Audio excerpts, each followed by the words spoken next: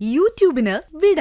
സൂര്യയിലെ എല്ലാ പരമ്പരകളും സംരക്ഷണത്തിന് ശേഷം തികച്ചും സൗജന്യമായി സൺ നെക്സ്റ്റ് ആപ്പ് ഡൗൺലോഡ് ചെയ്യൂ. കണ്ടാസ്വദിക്കാം നിങ്ങളുടെ പ്രിയ പരമ്പരകൾ.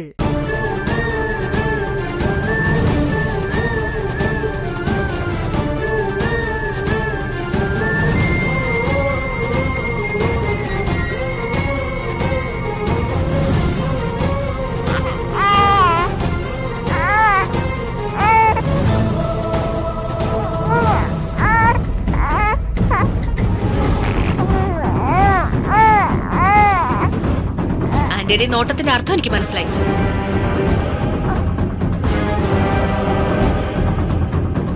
ആന്റി നേരത്തെ ചോദിച്ചതല്ലേ, ഞാൻ കേട്ടുവല്ല. കാർത്തിക് സുന്ദരിയായുള്ള ബന്ധം അറിഞ്ഞിട്ടും അവരെ നിങ്ങളെ എന്ത് ചെയ്തു? ഞാൻ തിരിച്ചൊന്ന് ചോദിക്കട്ടെ, കാർത്തിക് ആദ്യം ചതിച്ചത് ആരെയാ? സുന്ദരിയല്ലേ?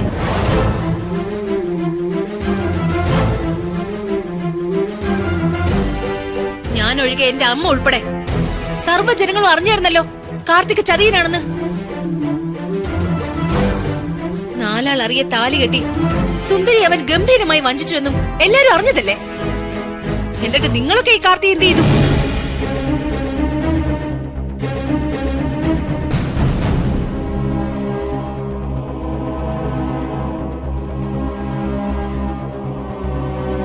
നിങ്ങൾ ആരും ഒന്നും ചെയ്തില്ലെന്ന് മാത്രമല്ല, സർവ്വജനങ്ങളും എന്റെ നാലു ചുറ്റും നിന്ന് ഗംഭീരമായി അഭിനയിച്ച് എന്നെ പറ്റിച്ചു, പൊട്ടിയാക്കി.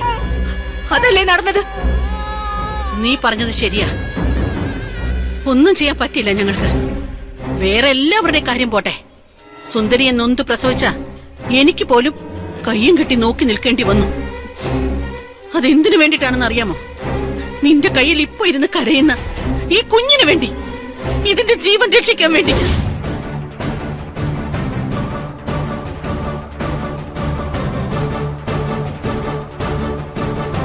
ഞാൻ മനസ്സറിഞ്ഞു തന്ന ദാനമാണ് നിന്റെ ഈ ജീവിതവും. നിന്റെ കയ്യിലിരിക്കുന്ന കുഞ്ഞുവെന്ന് കരുതണ്ട. സുന്ദരി എന്റെ മുന്നിൽ നിന്ന് യാചിച്ചു വാങ്ങിച്ചു തന്ന ഔദാര്യമാണ്. മല്ലിക പ്ലീസ്, ഇപ്പൊ ഒന്ന് പോയിത്താ ഇവിടുന്ന്. നമുക്ക് പിന്നെ സംസാരിക്കാം ഇതൊക്കെ. ഒന്ന് അടങ്ങി നിൽക്കും മേഡം. എനിക്ക് പറയാനുള്ളത് മുഴുവൻ ഞാൻ പറഞ്ഞു തീർത്തിട്ടേ ഇവിടുന്ന് പോവൂ. നിനക്കറിയാവുന്ന ഒരു കാര്യം ഞാൻ പറഞ്ഞു തരാം. സുന്ദരിയുടെ കഴുത്തില് കാർത്തിക് താലി കെട്ടുമ്പോ അവന്റെ മനസ്സിൽ വേറൊരു പെണ്ണുണ്ടായിരുന്നില്ല. അവന്റെ ഭാര്യ എന്ന് പറയാൻ അന്ന് സുന്ദരി മാത്രമേ ഉണ്ടായിരുന്നുള്ളൂ. പക്ഷെ നിന്റെ കാര്യം അതല്ല. നിന്നെ താലി കെട്ടുമ്പോഴും നിന്റെ കൂടെ കിടക്കുമ്പോഴും നിനക്കൊരു കുഞ്ഞിനെ തരുമ്പോഴും അവന് വേറൊരു ഭാര്യ ഉണ്ടായിരുന്നു. നാട്ടുകാരറിഞ്ഞ് താലി കെട്ടിയ ഭാര്യ. എടി, പെണ്ണാണെന്ന് പറഞ്ഞാ പോരാ, ആണിന്റെ മനസ്സ് മനസ്സിലാക്കാനുള്ള കഴിവും കൂടി വേണം. എന്റെ മോൾക്ക് നിങ്ങളുടെ അത്ര പത്രാസൊന്നും കാണില്ല, കുബുദ്ധിയും ഉണ്ടാവില്ല. പക്ഷേ അവക്ക് വിവേകമുണ്ട്, ആണിനെ തിരിച്ചറിയാനുള്ള സാമാന്യ ബോധമുണ്ട്. വേറൊരുത്തിയുടെ കൂടെയാണ് താമസിക്കുന്നതെന്ന് തിരിച്ചറിഞ്ഞ് അവനെ ജീവിതത്തിൽ നിന്നും മനസ്സിൽ നിന്നും ആട്ടി ഇറക്കാനുള്ള തന്റേടം ഉണ്ടായിരുന്നു അവൾക്ക്. കൂടെ നിന്ന് ചിരിച്ചു കാണിച്ച് ചതിക്കുന്ന ഭർത്താവിനെ തിരിച്ചറിയാനാവാത്ത പെണ്ണൊന്നും പെണ്ണല്ലടി. ഒരുത്തന്റെ താലി കഴുത്തിൽ കെട്ടിത്തൂക്കിയെന്ന് കരുതി ഭാര്യ ആവില്ല. അവന്റെ മനസ്സ് നോക്കി അറിയണം, അവളാണ് പെണ്ണ്. കാർത്തികിന്റെ ഭാര്യയെന്ന് പറഞ്ഞ് നടന്നല്ലോ കുറെ. അപ്പോഴൊന്നും അവൻ ആരാണെന്ന് മനസ്സിലാക്കാനുള്ള വിവേകം ഇല്ലാതായി പോയല്ലോ നിനക്ക്. കാർത്തികിന്റെ ഭാര്യ എന്നൊരു വാക്ക് എന്നെ കുറിച്ച് മിണ്ടിപ്പോരുത്. ആ ബന്ധം ഇനിയില്ല, അത് അവസാനിച്ചു. ഇനി അവൻ അവന്റെ വഴി, എനിക്ക് എന്റെ വഴി. എന്നിട്ടും എന്തിനാണ് ആവോ ഇപ്പോഴും കഴുത്തിൽ ഈ താലിയും കെട്ടിത്തൂക്കി നടക്കുന്നത്? കാർത്തികിന്റെ ഭാര്യ എന്നൊരു ഓർമ്മപ്പെടുത്തൽ പോലും എനിക്കിനി വേണ്ട. പൊട്ടിച്ചെറിയ ഞാനിതൊക്കെ.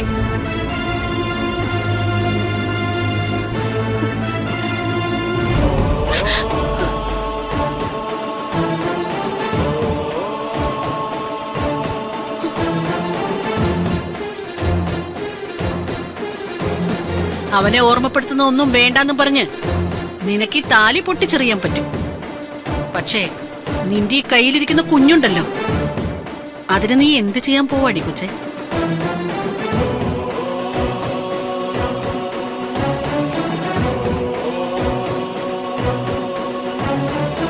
അതിനെയും ഇതുപോലെ വലിച്ചെറിയാൻ പറ്റുമോ നിനക്ക്?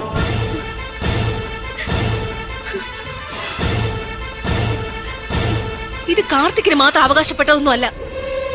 എന്റെ ജീവന്റെ പാതിയത്. ഞാൻ നൊന്ത് പ്രസവിച്ച എന്റെ മകളാ ഇവള്. അതിനെ എന്ത് ചെയ്യണമെന്ന് ഞാൻ തീരുമാനിച്ചോളാം.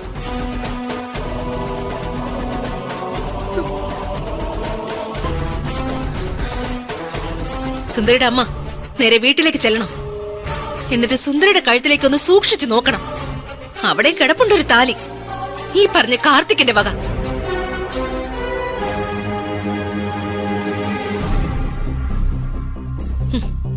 ഇക്കാലം അത്ര എനിക്ക് ഭർത്താവുണ്ടെന്ന് പറഞ്ഞ് അവൾ എന്നെ പറ്റിച്ചത് ആ താലി കാണിച്ചായിരുന്നു. അതറിയോ നിങ്ങൾക്ക്?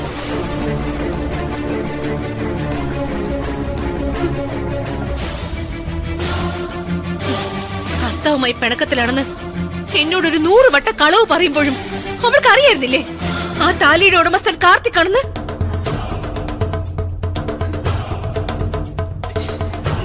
എന്തേ ആ ചതിച്ചവനെ പൊട്ടിച്ചെറിയാൻ അവൾക്ക് തോന്നിയില്ല?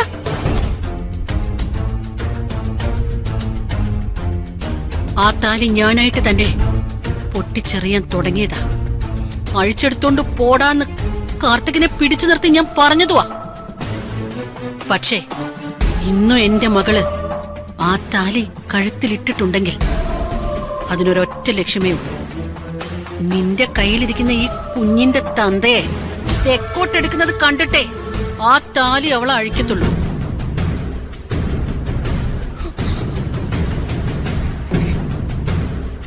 നിനക്കറിയോ, ഒരു കുടുംബത്തിന്റെ മുഴുവൻ സ്വപ്നങ്ങളാണ് അവൻ തകർത്തത്. അവൻ ചത്തു തുരഞ്ഞ് ആ ചിത കത്തി അമർന്ന് അത് കണ്ട് മനസ്സ് നിറഞ്ഞിട്ടായിരിക്കും എന്റെ സുന്ദരിമോൾ ആ താലി അഴിക്കുന്നത്.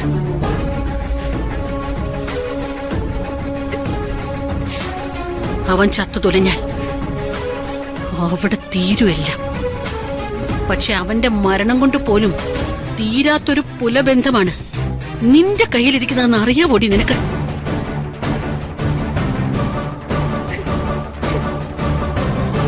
നിങ്ങളുടെ കുടുംബത്തെ ഒന്നാകെ സ്നേഹിച്ചു എന്നൊരു തെറ്റ് മാത്രമേ എന്റെ മോള് ചെയ്തിട്ടുള്ളൂ.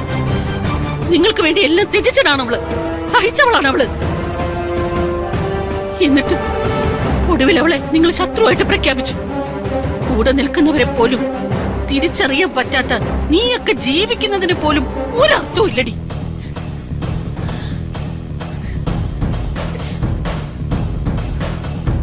നിങ്ങൾക്കൊക്കെ കാർത്തികിനെ വെറുതെ വിടാൻ പറ്റുമായിരിക്കും. എന്റെ മോളുടെ തലയിൽ കൈവച്ച് സത്യം ചെയ്തു എന്ന ഒറ്റ പേരിൽ ഈ ദിവസം വരെ ഞാൻ ക്ഷമിച്ചു. പക്ഷെ ഇനി ഞാൻ കാത്തിരിക്കാൻ ഉദ്ദേശിക്കുന്നില്ല. നീ പറഞ്ഞ പോലെ എന്റെ മോളുടെ കഴുത്തിലെ താലി ഞാൻ അഴിപ്പിക്കും. അത് നടക്കണമെങ്കിൽ അവൻ മരിക്കണം.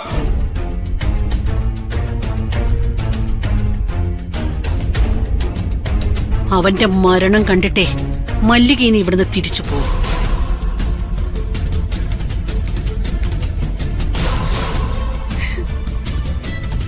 നേരെ ഞാൻ സുന്ദരിയുടെ അടുത്തേക്ക് തന്നെയാ പോവാൻ പോകുന്നത്.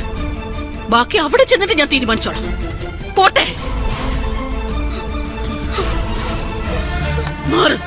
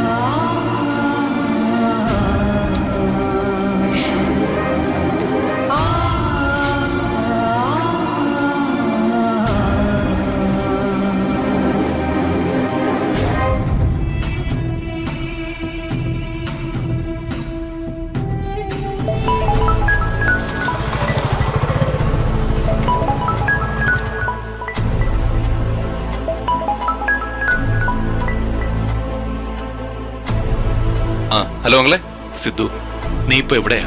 ഞാൻ ലൈബ്രറി വരെ പോവാങ്ങളെ. സുന്ദരി സിദ്ധുവിന്റെ കൂടെ ഉണ്ടോ? ഇല്ലങ്ങളെ, വിളിച്ചിട്ട് കിട്ടുന്നതേ ഇല്ലായിരുന്നു ഇന്നലെ മുതല്. സുന്ദരി ഇന്നലെ രാത്രിയും കഴിഞ്ഞ് ഇന്ന് രാവിലെയും വീട്ടിൽ തിരിച്ചെത്തിയിട്ടില്ല സിദ്ധു. എന്താ തിരിച്ചു വന്നില്ലെന്നോ? എങ്കിൽ പിന്നെ എവിടെ പോയി?